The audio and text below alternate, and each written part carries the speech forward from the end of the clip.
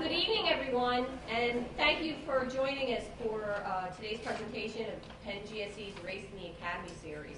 This is the 7th year of our Race in the Academy series, and the purpose of the series is to establish a space for students, faculty, and staff to learn and communicate about issues of race and to establish those discussions as part of the fabric of the school.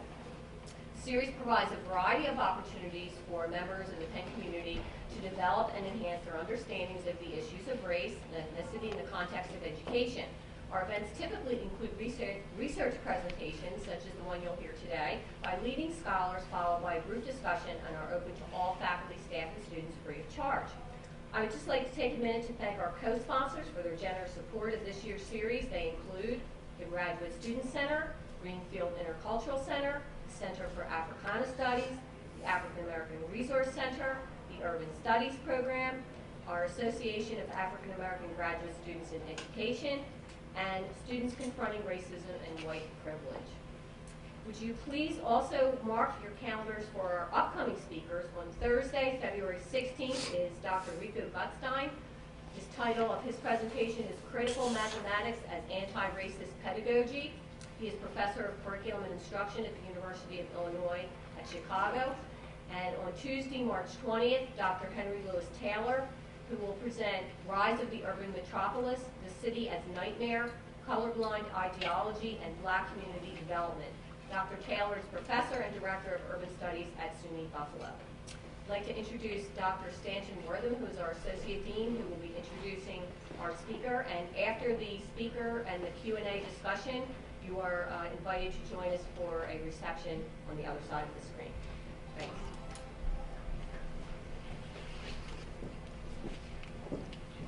Thanks, Lois. Thank you to Lois for organizing the series and all her work behind the scenes to make all of this possible. Thank you all for coming. I'm very pleased that today we have with us Professor Enrique Murillo from California State University, San Bernardino, where he's a professor in educational research methods and foundations. I first met Dr. Murillo back when we had both just finished our dissertations back in the mid-90s or so. And he, together with a colleague, Sofia Vienas, were the people who coined the term New Latino Diaspora to describe the phenomenon of especially Mexican, but other Latino people moving to areas of the United States that had not traditionally had a Latino presence. And this was an important phase in the development of research on this emerging demographic phenomenon because they gave reality to this pattern that people had been seeing pieces of it, but they were able to envision it as a larger process and place it within the socio-historical context of the movement of Spanish-speaking and other indigenous peoples through the Americas and European colonization and various related historical processes. So it was an important moment to crystallize that for us, and he pulled together a group of people at a AAA symposium. I think it was in 1997 when I first met him. And his own work, he worked in the South, in North Carolina. He got his doctorate at UNC.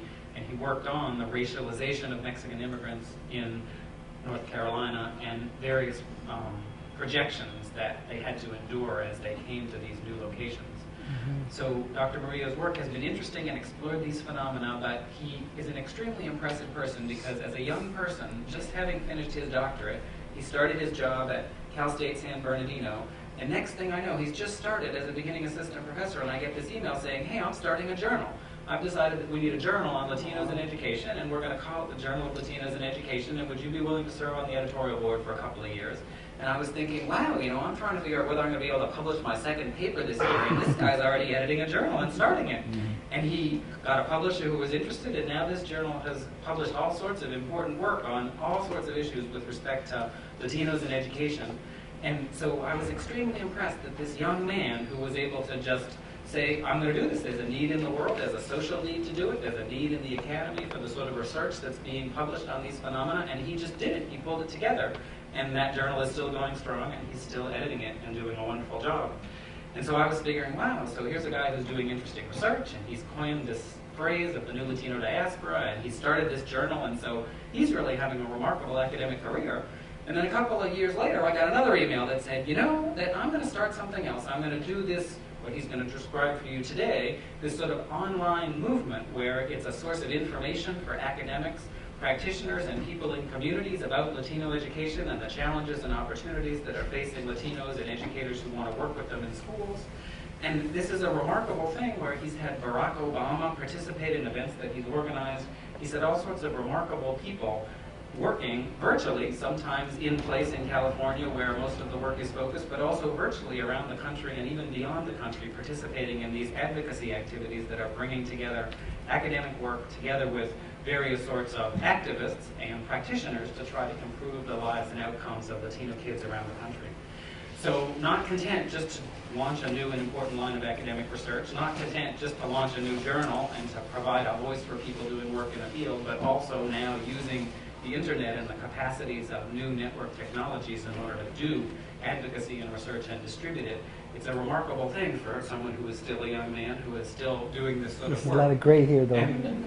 Right. That's just, he uses product to create. But we're really pleased to have Dr. Murillo here with us, and thank you very much for joining us.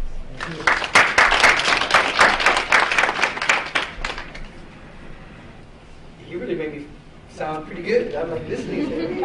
I think I want to meet this guy. It really made me sound pretty good. Okay, well, I guess I just start off with various descriptions of myself. Okay, so those of us, particularly those of who come out of poverty, working class backgrounds, people of color in general. You know, we come to the academy. We don't come on our own steam, all right? We stand on the shoulders of many people. I myself am the child of Mexican immigrants. My parents are from Culiacan, Sinaloa. My mother is also a Tawe, which is Native American Yaqui. We're part of the Yaqui group. We're on both sides of the U.S. and Mexican border. So I actually have three citizenships. So I'm a U.S. citizen, a Mexican citizen, and a Tawe citizen. And I have three different identifications. So, for example, I just came back from Mexico, and I entered as I entered as a Mexican citizen. So I showed my Mexican citizen certificate of Mexican nationality, and then when it's convenient, I'm a U.S. citizen, right? Whenever I had a U.S. citizen, and I was crossing the border from Tijuana back to San Diego, and the border patrol asked me, "Hey, what's your citizenship?" I told them, I'm Yaqui, and they don't even bother. They don't bother. And I do that oftentimes, even when I'm at the airport, because we're protected under federal law, that they're not supposed to. I'm also a registered spiritual leader, so sometimes I carry tobacco, paraphernalia, things that we use in our religion, in our native religion, right? Sometimes, in our religion we use pipes, we have feathers and so forth. So that nobody's supposed to go in there and touch your stuff. It's like being a priest. Nobody's supposed to go in there and touch your stuff. So I take advantage of that too. So sometimes I'm at the airport and they want to go through my stuff. I say, hey, hold on. If you want to go through my stuff, I'll show it to you. Do that. So, but all that oppositional culture and resistance just comes from growing up in a bifurcated reality, right? So at home, we speak Spanish. We very working class neighborhood, and at school it's English. They forced us to learn English, right? And even to the point where now we speak Spanish in reverse. So we even lost our elements of our Spanish because they forced us, and we just have very little bit of our native language. So we kind of go between all three worlds. So maybe trifurcated maybe? Is it three trifurcated? So it's a trifurcated reality. But here's the interesting thing, is that in our new global economy and new world order, it's that flexibility, it's the flexible ontologies, the flexible epistemologies that actually are to our advantage, right? So the more languages you speak, the more flexible you are, the more fluid you are between worlds, right? If you can travel to different countries, speak different languages, code switch, right? Switch modalities. We were talking about this more, switch modalities. All these things, it's actually to our advantage in this kind of new globalized reality we lived in. So politically, I identify as Chicano, right? Because it's all kind of the tail end of the Chicano movement. My father was a union organizer, so I grew up in that environment. My grandfather fought in the Mexican Revolution. So a few generations of kind of, we like to fight and we struggle. So I kind of grew up around that environment. So I made a decision that, you know, if I'm going to go to the university, that really we're not there on our own steam. I don't see myself as just kind of being an individual. Oh, I did it. I, you know, made it by myself. I got my undergraduate from UCLA, and then got a master's in teaching credential, and then my doctorate from the University of North Carolina, Chapel Hill. But the dilemma as Chicanos is that we got one foot in the community and one foot in the academy, and we're kind of halfies, and we deal with this whole dilemma. And it's not just us. It's working class. It's poor whites. It's all sorts of groups. We deal with the same thing of kind of being halfies. Same with ethnography. You know, we're kind of half ethnographers. We can talk about that if you want to afterwards. But this idea that we're almost fraudulent. So what is it that I'm doing here at UCLA? How come I'm here at the University of North Carolina? These are prestigious universities. Somehow I got here. And so many of our efforts as Chicano, Latinos, a lot of our efforts, a lot of our energy comes from this desire to give back to our community, right? That we give back, and that's so in everything, in the scholarship and anything that you do. So it took me a long time to get to where I'm at, and right now it's interesting because a lot of my research, a lot of my projects I've been working on, they've been around for 20 years, but nobody's really paid all that much attention other than kind of these small groups of folks. All of a sudden, Latinos are a big issue. Why? Because, well, first of all, because, there's always been a Latino educational crisis for generations. For hundreds of years, it depends on if you want to put it in a historical context, there's always been a Latino educational crisis. But the difference between then and now is scale, right? So there's just been a huge demographic boom in the United States of Latino immigrants, right? Mostly Mexican and Central American, but from people from everywhere. But our participation in higher education, our participation in the formal economy is not keeping up to pace with the demographic growth.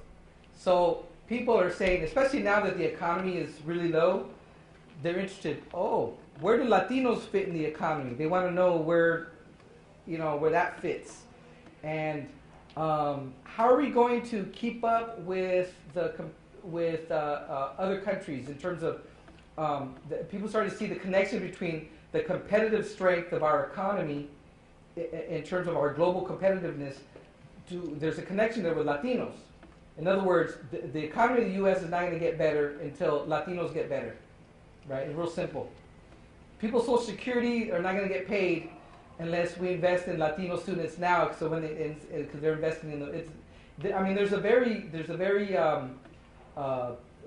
self-centered, selfish argument that a lot of people are paying attention to. People who didn't pay attention before, right? So here's part of the issues in describing the Latino crisis, right? And I didn't have a PowerPoint. I just have some points here for myself, just to help me talk talk. So it may be kind of hard to follow this projection, but I'll speak it out. All right. So let me see here. Okay. So. Here's the idea. For the Latino community, well, all of us are experiencing what's going on with the economy, right? We have all these issues around health access. For Latinos, we deal especially, for a lot of folks, with the immigration, all these things. So on top of all that, we got to deal with one more thing, and that's this educational crisis. What does that mean? Well, the new census says that we are one in 6 people now in the United States. So 1 in every 6. I think it's more, personally, 1 in 6. But for school-age children, it's 1 in 4, right? So 25% now of all public school children are Latino. That's a lot of kids, right? That's a lot of kids. So there's a lot of attention paid to it. So we're the fastest growing and so forth. But part of our issue in the United States is, for example, in the Latino community, perhaps as high as 70% of our kids do not have access to pre-K. 70%, right? It's not that immigrant parents or even 3rd, 4th generation Latinos don't want to send their kids to pre-K. That's not the issue. The thing is that they don't have access to it. In a lot of communities, and I don't know, and I'm not too familiar with this community, but I suspect it's probably similar here. I'm sure there's a very significant amount of Latinos here in this city do not have access to the pre-K. So that's like a huge one. Right? What's going on with this thing? It's kind of weird, huh? So I'll use that. So once we get to school, right, there's I guess in educational anthropology, I guess they call it the handshake problem, right? So the school culture and the home culture have a hard time shaking hands, right? It doesn't fit right. Right, so that's like a huge thing, how to deal with that mismatch, right? And even so, once we get into school, right, Latinos, by and large, we attend the schools with the least amount of funding, right, the least amount of staffing, right, the high poverty, racially segregated. It's like a perfect storm, like everything that you can think of. Right? That's the conditions of Latino students, right? So it's a serious educational crisis. In California, it's real similar to other parts of the United States, is that as you go through the school system, they're still tracking. You can call it whatever you want. They're still tracking.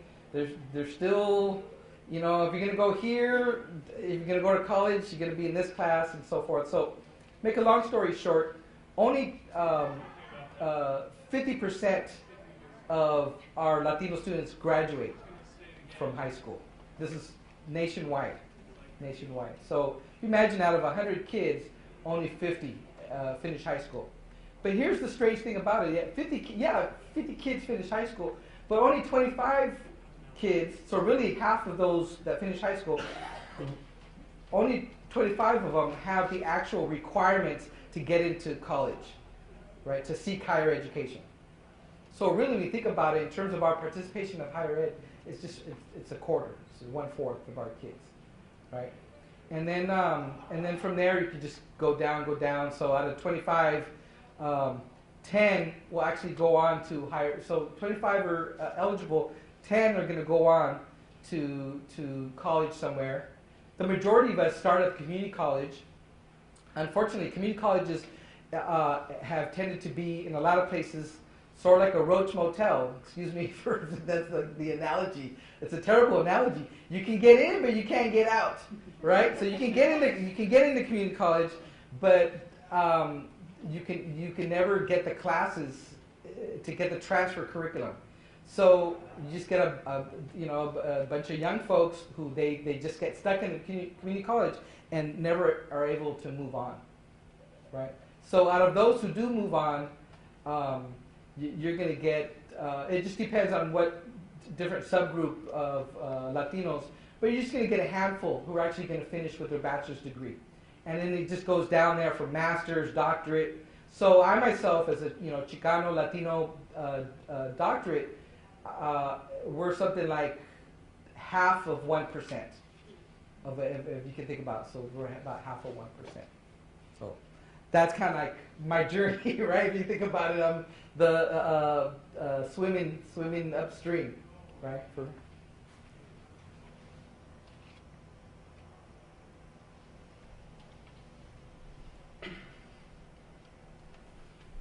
Okay, so here's the thing now. So a lot of people are interested in Latinos all of a sudden. Well, again, because it's a matter of scale, right? So education really, not just for Latinos, for all of us, really, it's the civil rights issue of our generation, right? It's at that level, right? So we have to really take up the banner and start doing the work, right? This is the civil rights, and it's the economic imperative, right? If, it's real simple to explain to, especially those who believe in who have the logic of the economy, and they kind of measure themselves in terms of how well the economy is doing. It's real simple. Education is economic development. That's what it is, right? Now, that's not all what it is, right? There's education for democracy and education for this, right, that. But right now, because of the economy, that seems to be the rhetoric that most people understand. Oh, I see. I understand, right? So really, it's an economic imperative, right? That we have to deal with this. Why? Because we need to take folks out of the shadow and into the light, right? Help them get through the school system, formal schooling. People need to participate all the way through in our society, right? So that's the challenge. That is the big challenge. So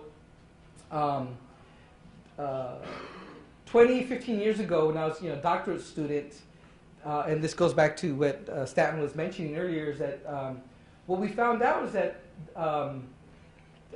as a master's student and then a doctoral student, there wasn't a lot of research out there. I mean, there was, but it was very sporadic. Things published here, published there. There's still a lot of, I guess, what they call academic colonialism. The Latinos are seen as peripheral and really not center, right? So we're marginal, not center. Okay, and so what do you do when something doesn't exist? Well, you got to create it yourself, and that's basically what we did, right?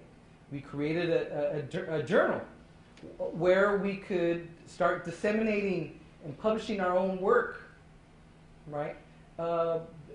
There's a whole other topic there about the politics of getting your work published and all that, which I won't go into now. But it's related to part of the legitimacy of the academy, right? So how do you legitimize yourself, legitimize your work in the academy? Well, you got to publish, right? You got to write articles, you got to write books, you got to do presentations, you got to be involved in professional development, those kinds of things. So that's what we did with a handful. Stan was one of them. A bunch of us got together and said we got to just do it, right? And not apologize for it, right? Basically, we are a legitimate field of inquiry, right? We've been doing this for a lot of generations, but it's time to kind of put our flag in the ground and say, boom, we claim our stake.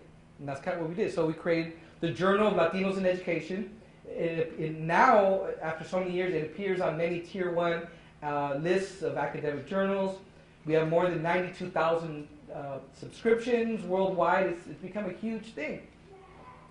But there's a lot of naysayers. A lot of people who thought it was just going to be it's a magazine. That's nice. You put together a magazine, or it's like, no, this is a research journal. It's legitimate, scholarly journal, right? And we just got to do it. So we did it, and even though it created a bunch of stuff, I guess we were called like somehow we're being trying to be separatist or whatever. Like, no, I mean it's legitimate, and part of the thing is that we just know that as we become more global, really borders only exist for people, right? Borders don't exist for money, right? It doesn't exist for information, right? A little bit, places like China, Cuba. I just got back from Cuba a few months back. But for the most part, money and information, it can go anywhere. It's free to do what it wants, right? For the most part, borders exist for people, right? So we've always had to break down barriers, borders. In this case, it's academic, right? So if we have to become coyotes, right? We become our own coyotes, and we have to move across those academic terrains, those academic boundaries, to create something that's never been there before. And we did it. And, but because of that, because of the Journal of Latinos in Education, it solidified a network, right? A network. Because there's a lot of people out there, right, who are interested in these issues, right? So, actually, let me play around with this to show you a few things.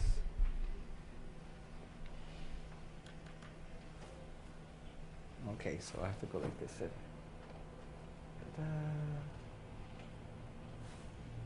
Oh wow, this thing got all crazy. All right.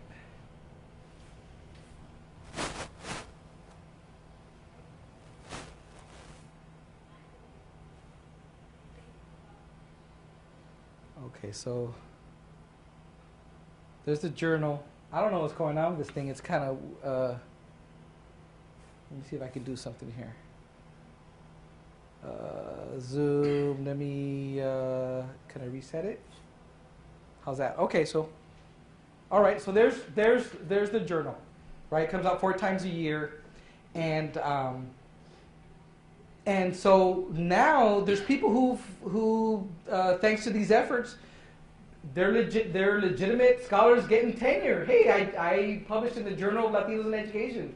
We have a 88% rejection rate, so only 12% publication, right?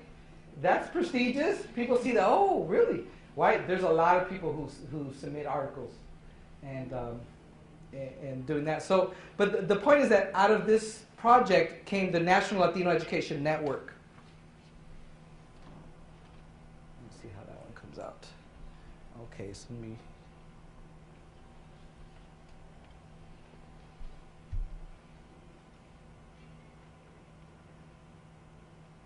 Come on.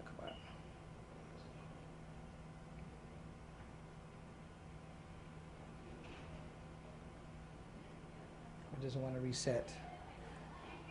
Okay, well, it goes. Okay. Okay, so this predates the MySpace, Facebook revolution, right? We started this in 2000, although that's in 2003 we finally got it online. So what we realized is that really it's the network. That's where the strength is, the power. Why? Because there's just one person over here at this university who works on these issues, right? There's just one person over there. Right? They're standing by himself over there in the corner office working on diaspora stuff, and there's so and so, and there's this and that, and so really the strength is in the network. So it's like you create a network of folks, of professionals who are interested in the same kinds of issues. So back then, email and a listserv was like the technology. Oh, you had a listserv. You mean I can send out an email to 200 people at the same time? That was huge. Back then, many of you probably don't remember. Some of you, I'm sure, you remember all that. And that's if you even did email, right? It took people a while to kind of catch on. What we take for granted now, I mean, it wasn't, you had to kind of force people to do email even 10 years ago, and so forth. So what we did is so we're going to take what we know about Latino education, we're going to create a directory. Right, so we have thousands of members now on this directory. We're going to create a clearinghouse. So this is free. So if any of you want to join, just go to nlen.csusb.edu, and it's free. It's been free for 10 years. You can get all sorts of resources, guides, and we update it, a couple times a month with all sorts of new stuff. I send out newsletters. Are you on that, Stanton? Do you get the news? Yes. So anything happens, we do newsletters. And one thing that we started doing when we created NLEN, we started webcasting across the internet. So we created our own shows. So it's been almost 10 years now that we create, you know, why? Because I mean, we don't own CBS, we don't own NBC Universal, we're not the head of C-SPAN or CNN.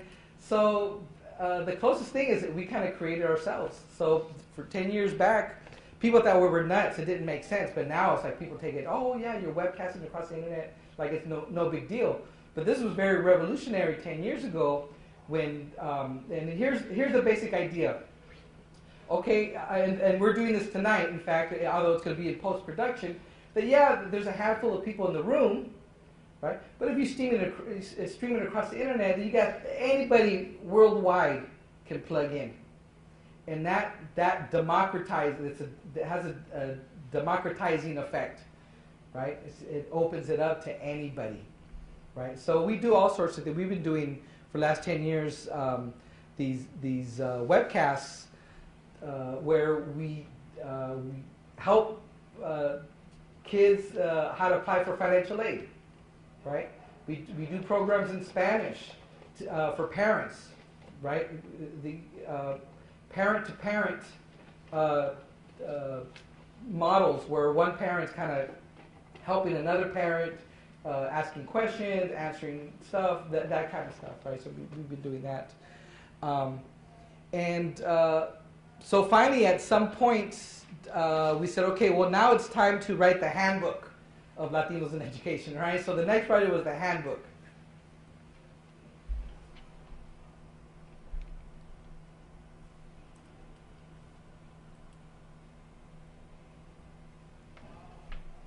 Okay, and like always, you got to play with the big guys, right? So so you have to make a contract with Taylor & Francis, right? Huge power broker in the publishing world. They bought up Routledge. So one of the first projects is, hey, we want to get in on that. So we put together a handbook. Handbook in total brought in about 400 scholars, maybe 450 altogether from all over the United States and some in Latin America and Europe. Here's the idea that, and it's kind of akin to, I don't know if any of you have read Occupied America from Rudy Acuña in 1970. Okay, so in the 70s, this landmark book basically said, we are Chicano Studies and we declare ourselves Chicano Studies. Y aquí estamos y no nos vamos. So we're not going anywhere. Here we are. All right. So we kind of did the same thing here with this handbook. So we are a legitimate field of inquiry, right? There's people. There's at universities. There's a Latino education professor, and there's a distinguished professor of Latino education. There's this and that. It's a legitimate inquiry in our field, and so we've kind of declared it. One thing that we saw here is that a lot of the veterans, a lot of the veteranos, were retiring, people were dying off, people were growing old. So we have to kind of pass on the baton to the next generation. So when one thing that's huge in kind of the Latino educational community is that we have to mentor each other, right? We have to become each other's coyotes, smuggle ourselves, So quite often a professor adopts you and helps you with your doctorate or helps you get across that academic border, socializes you, right? That's kind of like, I guess, a good advisor does, that socializes you into this world of academia. So what we did is for all our chapters, we paired off a veteran scholar with a mid-career or emerging scholar, somebody who's barely starting off. And we forced them to write together. So I can't remember right now, I think we have 30 or 40 chapters in this handbook. Every chapter, almost everyone, there's exceptions, but let's say about maybe 99% of them, they're co-written between a veteran scholar and the new person. And that way you get the perspective of someone who's been around for a lot of years doing this kind of work and somebody who's the new person emerging. And that mentorship, that collaboration is huge. It's a huge theme for us. The other thing is advocacy, right?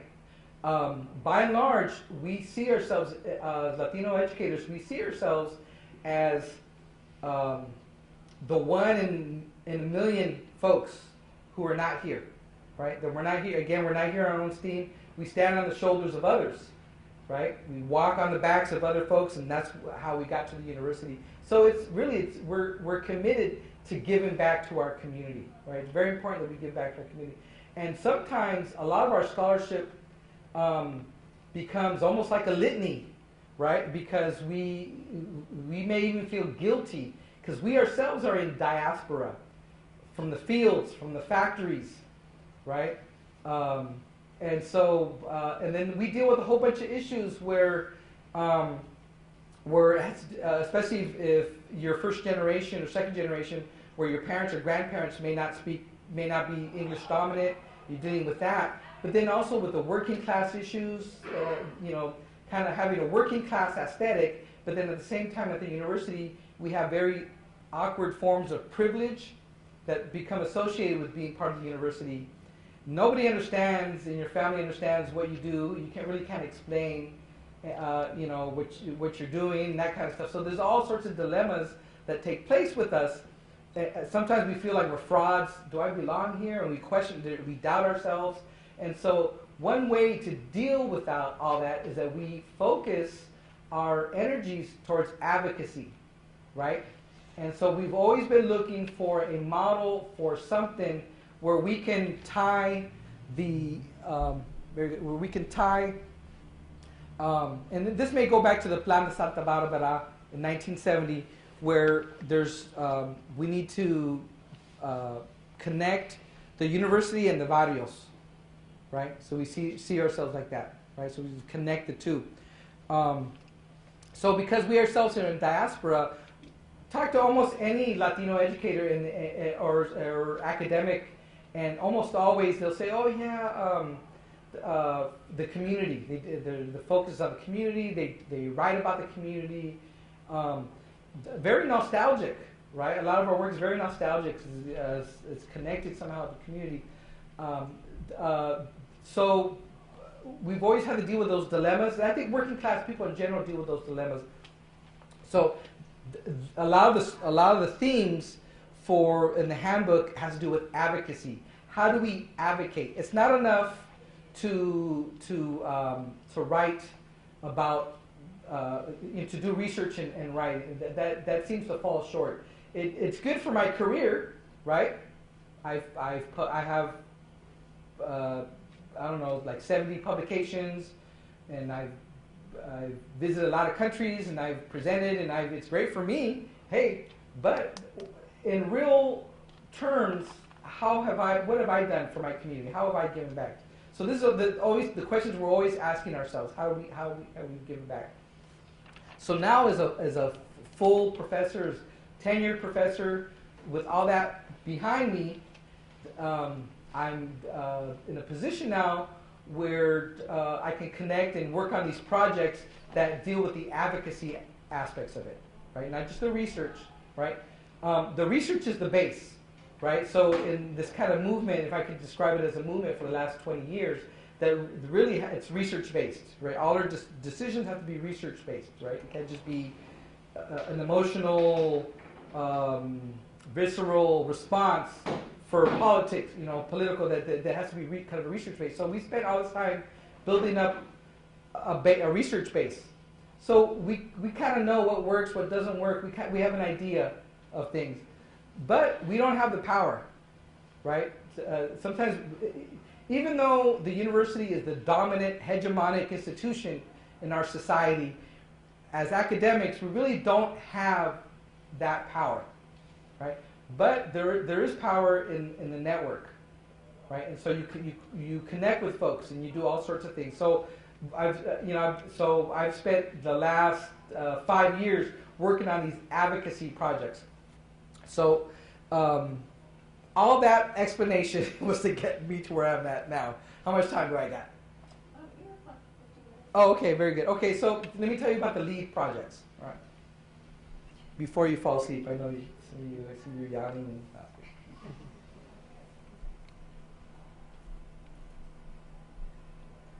And, Okay, so right here.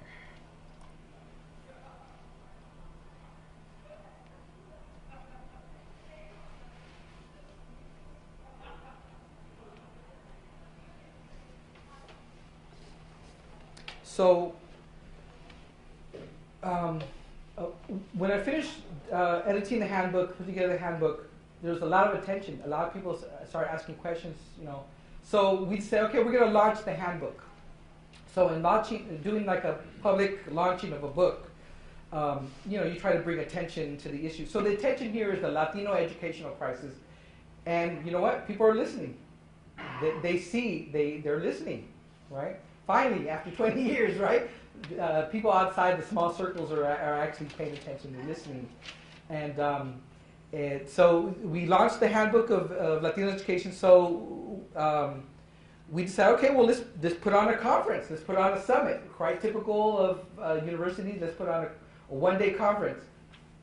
But this one-day conference turned out to be a huge thing because there's just so many people interested in the issue. So what we did is when we had our first summit, this is 3 years ago now, there's 1,200 people in the room, but again, we're webcasting this. So we put a camera there.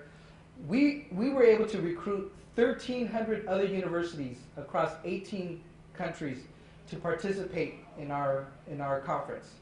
So now you're talking about hundreds of thousands of people participated in our conference. It was huge. It's like a big record-breaking thing. So if you can imagine, you know, so we're here presenting and so forth. The camera's there. So the camera's streaming across the internet in real time. There's a Facebook function, there's a Twitter function, and then there's the online chat. So as you're watching the conference, there's all these people who are having conversations. They're chatting about everything. They're asking questions and so forth. And you know, and a lot of universities are looking for ways to diversify their faculty, their students, their curriculum. They're looking to internationalize their curriculum. So this is an easy gig. Hey, come watch us on the internet, right? So so these 1,300 other universities, and I don't know if you have one here or not. Did you guys have a watch party here? Okay, so we're gonna have one this year though, right? So, and then in March. This one's on Wednesday, March 28th. So for this one, you gather folks here, just like we are now. And so we're watching on the big screen, and people are participating, and that created an even larger network. Out of that, the Inland Empire, where I'm from, this little region of Southern California, we got the lowest college going culture, I think, in the United States. We got very high dropout / push out rates, everything. So there's a lot of attention all of a sudden to our region. So now all of a sudden, here's the interesting paradox is that as these Latino education projects are reaching out worldwide, there's also a focus inward to our own local regions. So now we're working with partners. We have 1,500 partners now of people who are working on their own projects. And what we do is that we're a network, and we call ourselves Netroots, is what we call ourselves. So it has to do with the network, but also the internet, using internet-based technologies to connect people, like that. And then the grassroots, because so it's the advocacy, right? And that's always been our connection. How do you stay connected with the community, right? It's funny because I gave a presentation maybe a couple months ago with Rudy Acuna himself, right, the author of Occupied America, and he talked about the same thing that we're talking about now. How do you give back to the community? How do you connect things? But the difference between then and now is that now we have the internet, and we can use the technologies for our own purposes, right? For democracy, to create moments, spaces that are much more democratic, right? So this thing became huge. Even the White House, President Obama gave a talk, and he used kind of the tenets of the handbook. So I got invited to the White House. I went to the East Room. I got to witness him authorizing a the Hispanic Initiative for the Educational Initiative for Hispanics. Can't remember the full name of it now. A lot of folks coming, they want to be part of it. So in the context of meeting with these 1,300 universities and all these people across the internet, what we did is we started collecting agenda items, right? What are the agenda items that we need to work on? Okay, so let me share those with you.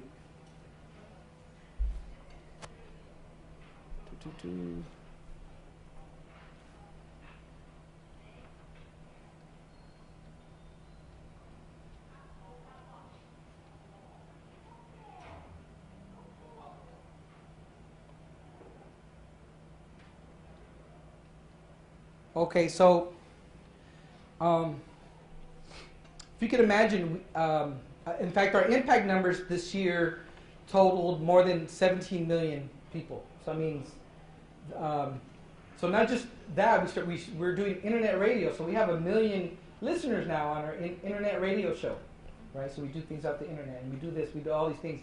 So over the course of the last 3 or 4 years, we've been collecting, what are the agenda items, what are the tasks that we came up with. So we did a narrative analysis, right, of the reoccurring themes, right? And so here they are. So number one was we got to learn the traits, backgrounds, cultural histories, and diversity of and among Latinos, right? Latino doesn't mean anything. Hispanic doesn't mean anything. It's just an umbrella term, right? But there's a difference between a Dominican and a Mexican, right? And the difference between someone from El Salvador and somebody from Argentina. And we gotta and we gotta research and we gotta know who people are, right? That cultural specificity is very important, and nationality especially is very important. So, the second one was we gotta build teacher and counselor education programs which have an explicit student home culture component, so educators not only be sympathetic but appreciative and sensitive of students' backgrounds and willing to structure the schooling experiences to be compatible with students, right? So another way of saying this is culturally relevant or culturally appropriate or whatever you want to call it, right? But that's a big... Now, keep in mind, these are educational professionals, but they don't use the words like culturally relevant. I mean, that's a specific term that we use in a discourse within certain circles, but that's kind of what they're describing, that's a big thing, that we have to deal with that mismatch between home and school. Okay, third one that came up is create qualified teachers that have specialized knowledge and skills in language acquisition, biliteracy, and cross-cultural learning. And here's the other thing, we got to build our own teachers, right? There's not enough Latino teachers. Not that you need to be Latino to teach Latino kids, but by and large, there's very few Latino teachers if you look at the percentage numbers. So same thing. We got to build our own, right? So now we're starting to work on these pipeline projects where we can get kids in middle school interested in teaching, and we're going to follow them, right? And then, so we're working with one group now in Coachella where in middle school, they're in a teaching academy. And then they go on to the high school and they continue with that teaching academy. We help facilitate scholarships, right? So a lot of the folks, they give scholarships to these kids. Many of them are on financial aid, right? They qualify for financial aid. But they go on to the community college. That community college just feeds into the four-year institutions. But they then got to come back to the communities and serve the community in which they came from or similar, right? So the idea here is to create an organic linkage. Why? Because unfortunately, a lot of teachers are strangers to the very communities in which they teach, right? So one of the most important things that we've learned in the research is you cannot be a stranger to the people you're supposed to be of service to, right? If you're supposed to be of service to this community, you got to know who they are, where they're coming from, and that's just across all class, race, everything. That's just common sense. You got to know, right? Here's the fourth one, and this is very similar to our work in the Latino diaspora, You got to research the social reception received by Latino families and the impact of this on the learning of children, right? Now, my work in North Carolina, the families there were not wanted. Well, let me put a caveat there. Their labor was wanted. We want your labor. We want you to work in the poultry factory. We want you to take care of our hogs. We want you to do this and that. But I don't want you to live, I don't want you to be my neighbor, right? And so that there's an impact there on learning. And we're starting to learn that there really is, it's not just in figurative ways, there's a real impact on the way children learn if they feel that there's very little social reception in the community that they live in, right? So that's another thing.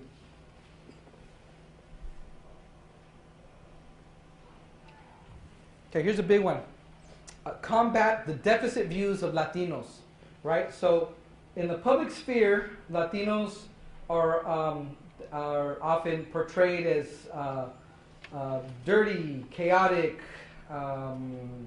other, those kinds of things, right? And even in everyday discourse. So one of the recurring themes is how do we combat these deficit views, right? And this is very particularly important in schools, right? So how do we see the students' culture and language as a pedagogical resource? That you are not a problem. Your child being in my classroom is not a problem. It's an opportunity, right? And if you take advantage of the students' language and culture, you can figure out ways to incorporate that so it's not deficit, not viewed as deficit, as you're lacking, right? How much time I got? Okay. Okay, so a couple more things. Here's a big one. In fact, I'll just stop with this one. There's a few more, you can look at it. The parents. We got to engage parents, right? So create meaningful, trusting, horizontal, and reciprocal relations with Latino parents and extended family. Unfortunately, in a lot of schools, the schools don't know how to deal with parents, right? They don't know how, right? And there's been a lot of really good work lately, the last few years, about Latino parents, really good stuff. But by and large, we just don't know how to deal with what place do parents have, right? And for Latino parents in particular, it's interesting is that we don't show up on the radar. So the conventional middle-class descriptions of what a parent's supposed to do for the child, right? Latino parents oftentimes, what they do for their child does not show up on the school's radar. So schools tend to think, oh, Latino parents don't care, they don't value education, and that's BS. It's not. Latino parents do value education. They just do so in ways that don't show up readily on the school's radar. I don't know what else analogy to call it.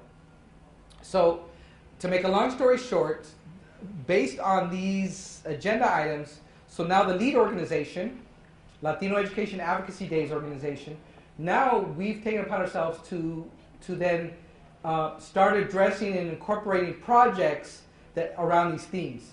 So the latest project we did is we have a public-private partnership with Telemundo, right? And I don't know if any of you saw this, but Telemundo Spanish language television conglomerate, they approached me and they said, hey, we want to create a program on Latino education, right? So the first thing I told them is, okay, that's great, but we want to create, if there is going to be a program, it has to be real advice, real tips that we can give parents. Not just talking down, not just telling them the same old middle class stuff like keep magazines on your coffee table or whatever, you know. I mean, there was no coffee table when I don't think I saw a coffee table until I was in my 20s, so I didn't know what that was, right? So you guys hear what I'm saying, right? So we put together a program, and NBC Universal has this programming called Education Nation, and I got picked to be one of 30 or so thought leaders this year. I got to come here to New York City and participate in the whole thing. But make a long story short is that the power of television was huge because they reported 54 million aggregate television viewers, right? So let me see here. I can write a book, and I don't know, a few hundred people are going to read it. I can write an article, and so. Or I can use my energy to work on these partnerships, and millions of people are going to watch it. So we're at that stage now where we're trying to do things. We're doing innovative things. For example, we started a project with a guy in North Carolina called Recados, R-E-K in the number 2. In Spanish, Recados means messages, where the research shows that something like 70% of Latino immigrants, especially Spanish-dominant immigrants, they may not Facebook. A lot of them don't Facebook or MySpace or Twitter, but almost everybody can get a text message on their phone. So now we're working a project where we're sending out text messages to people, right? Boom. Every day you get a text message, right? So that's like kind of an innovative way to reach out to folks in these places. So that's just a little bit of the kinds of stuff we're doing. So I don't know if there's time for question answer. Okay, so question answer.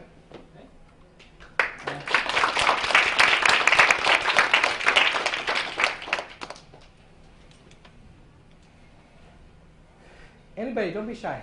Yes, sir. So you mentioned kind of the shaving down of numbers, the 50% to 25 to 10, but you didn't really distinguish between, documented versus undocumented. That's kind of the first part of my more of a comment, and I'm wondering how that feeds into what activism looks like on the ground now for you. Okay, very good question. Okay, so these numbers are public school numbers, so the undocumented is included in there. Although you can get data that has to do with foreign-born, so you can get all sorts of data of foreign-born students. So foreign-born, by and large, are not doing as well, right? Although there's caveats there. It kind of really depends on your cultural capital, right? A lot of people, we used to say AG means EG, right? So academically gifted really means economically gifted, right? So you can almost tell, right? If the person comes from an economic class where there's a lot of cultural capital, a lot of history of formal schooling, right? One way that people look at it is look at the mother. What was the formal schooling of the mother? And that kind of indicates, right? But here's something that's real interesting that's happening. This is brand new. Let me think of the guy's name right now. We just published a piece a year ago in the Journal of Latinos Education. Let me see if I can find it. Hold on.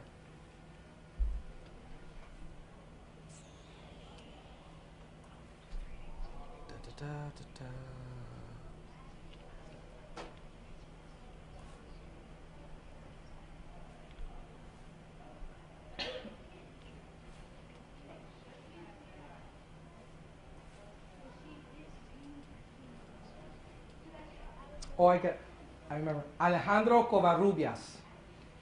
If you can look at it, it's in the Journal of Latinos in Education. We just published it not too long ago. So here's the interesting thing, is that the effects of the civil rights movement are starting to erase, and we can actually document it for Latino students, right?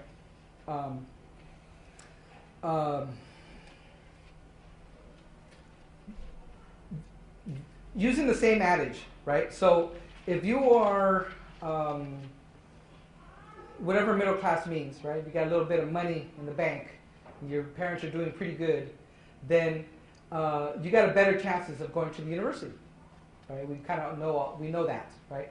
So the latest numbers actually show that that's not happening for Latinos anymore. That we have well-to-do second-generation Latinos who got a little bit of money. They got some real capital, but it's still not translating into college completion, unfortunately. I would say, to shorten it, look at Alejandro Covarrubias, and he kind of revisits the early work of Daniel Solórzano, right? So probably Daniel Solórzano, probably the most known scholar for this Latino, looking at the Latino Chicano pipeline, right? And there's a whole UCLA working group that looks at the pipeline. But the adage of the class, right, that your economic class is determining for Latinos, unfortunately, the effects of the civil rights movement and all. Because really, when you think about the civil rights movement, it really helped create a class. It helped create a black middle class, a Chicano Latino middle class, and all these things. But for Latinos, the numbers started to show that even that's declining. So even second generation, and that's bad news for us. So since you mentioned the fact that you use the internet as a way to do some of your advocacy work, how effective would you say is it using the internet as a platform to actually reach sort of maybe not the other working professionals, but the people who you're really trying to advocate for and on behalf of? Yeah, well, it's kind of I don't know, love-hate relationship. No, it's the struggle is obvious is to create more access, right? So we work on, like, even San Bernardino County, where I come from.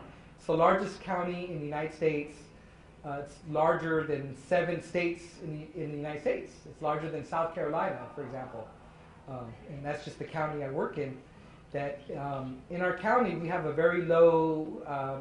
Not a lot of people have internet yet, especially poor people, right? Not just Latino, poor blacks, poor whites, everybody.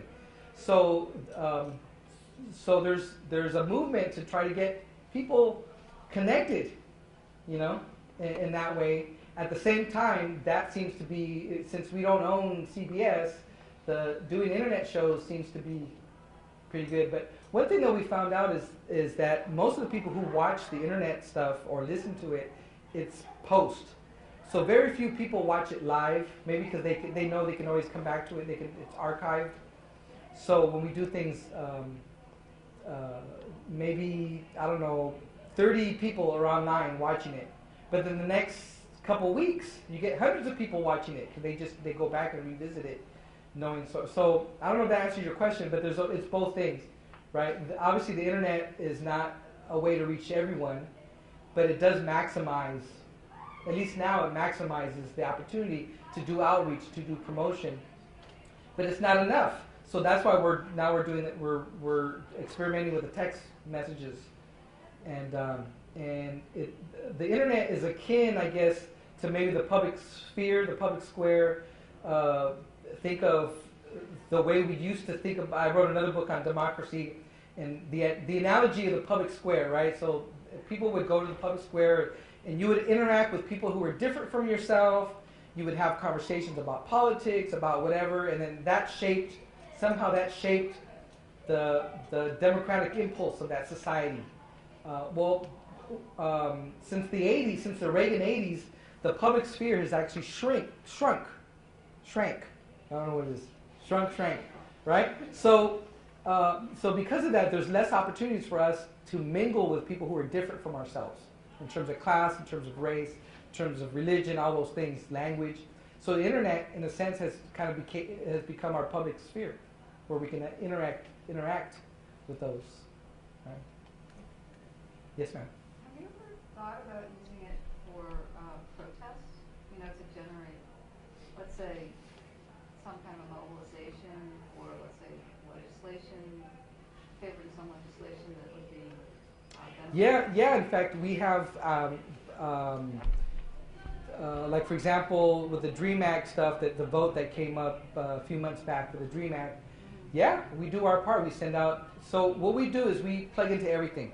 So, we have people who their job is Facebook. That's their job. That's their full-time job, is to do Facebook all the time for these projects.